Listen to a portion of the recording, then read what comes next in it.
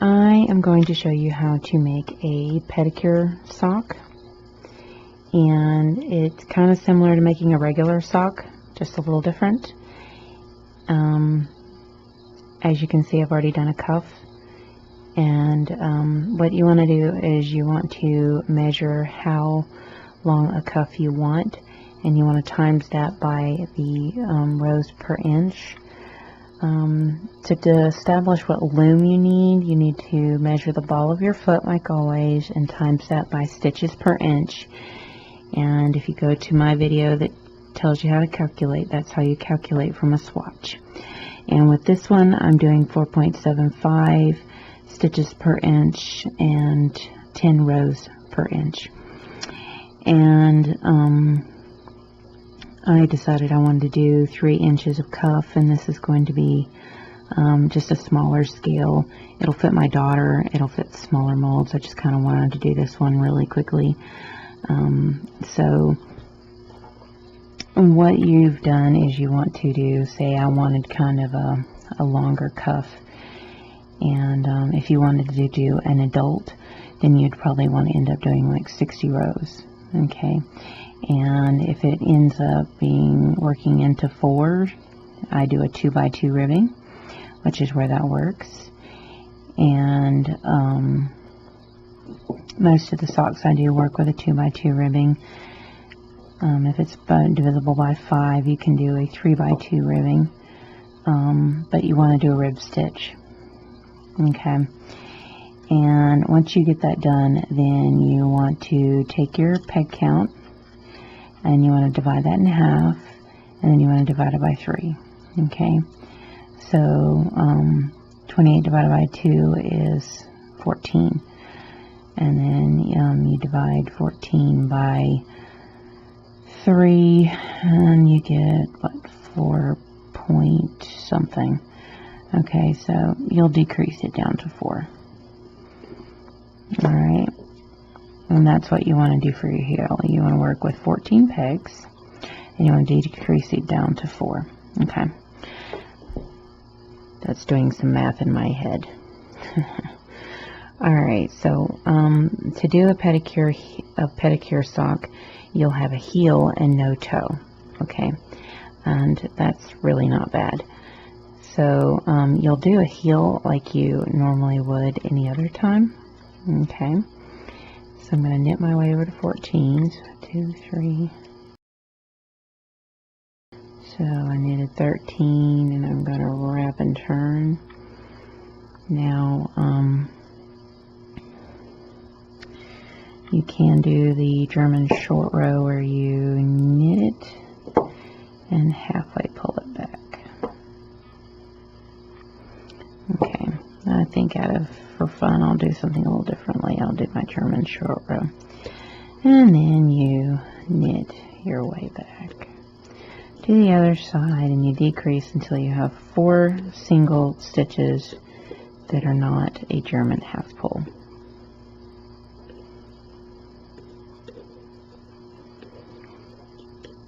So we knit that first one, halfway pull it back, and knit your way over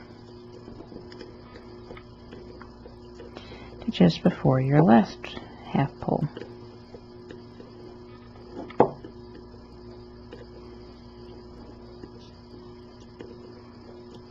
There's your last half pull, and half pull back.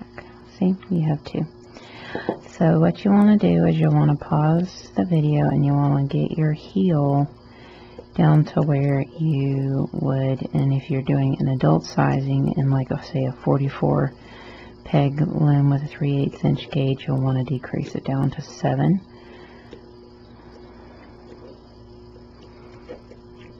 Do whatever short row method you like for a heel. You can do whatever heel you want. Doesn't matter.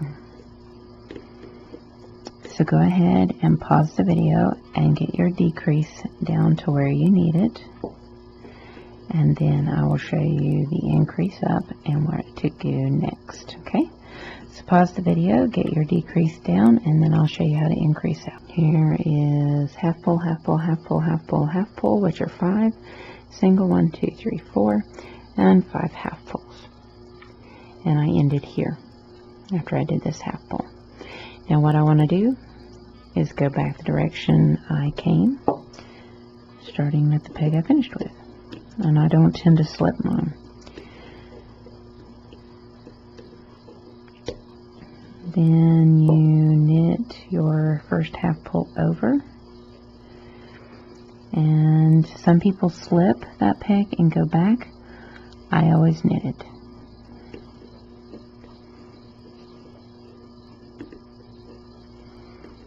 Now I knit my way over to my next half pull, knit it over, and then start with the peg I finished with. You can choose to slip it, I just don't.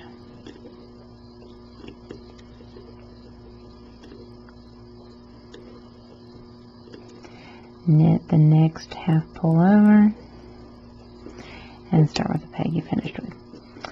Continue this process of increasing until you have no more half pulls to deal with, and then you'll be ready to start the length of the sock. So go ahead and pause the video and complete your increases, and then we will go from there. I've just knitted my last increase, and to let you know when you do the knit over the last increase over here, I always wrap and turn that for beginning and last peg.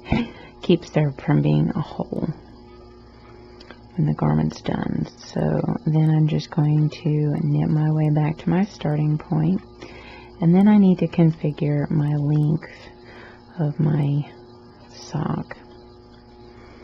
And you're not going to be doing a toe.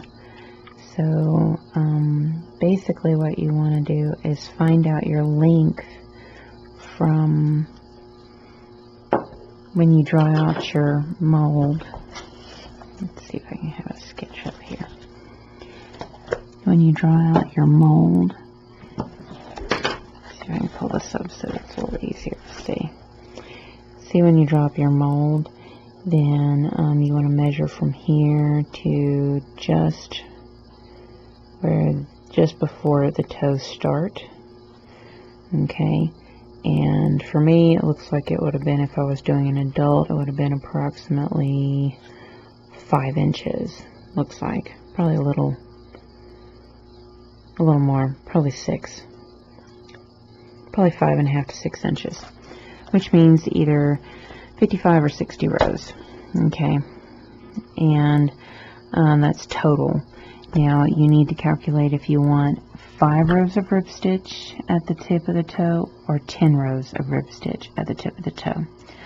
I think I'd like to do 10 rows for this size that I'm making, which is basically for like 2T toddler.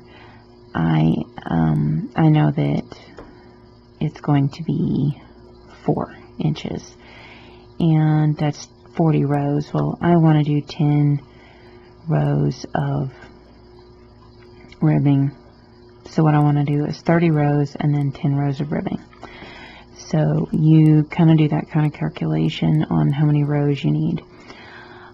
So if you're following along with me, it's going to be like 30 rows, and then we'll come back and I'll show you what's next. And if you're doing an adult size on the 44 peg 3/8, it's going to be either 55 if you've got a shorter foot, or 60 rows.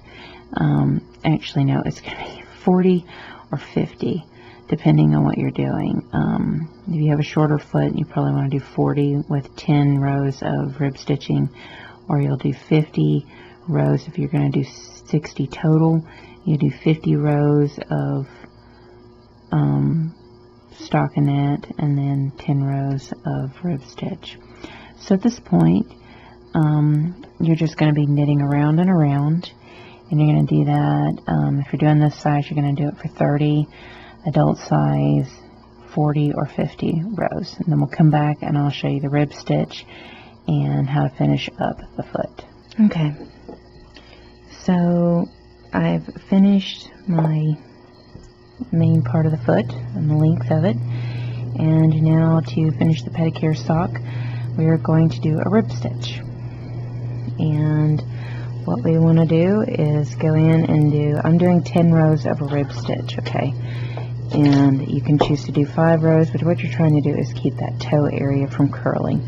You can do a seed stitch if you want, but I like it to hug the foot. So what I'm going to do is do knit 2, purl 2 for 10 rows.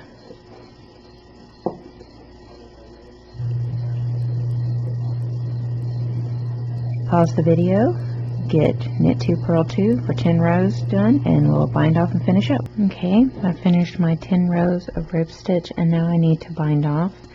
And because it's the toe, I'm not going to do a modified bind off, I'm just going to do a regular bind off. So knit the first 2 to get you started, take that back one, toss it over, and move it over one. Now I would suggest not to doing this very tightly, do it kind of a looser bind off.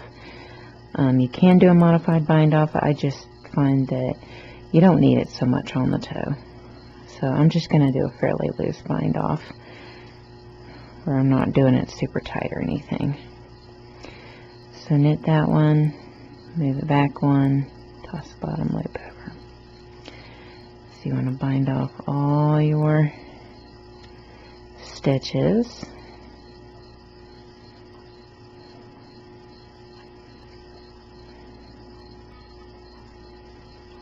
And then weave in your ends, and you will have a pedicure sock. You want to do a yoga sock, I would suggest you do a rib stitch for the length and skip the heel. And I do have a video on the yoga sock, so if you look at my sock playlist, you can go and do the yoga sock. Basically, you skip the heel on the toe and make sure you do a rib stitch for the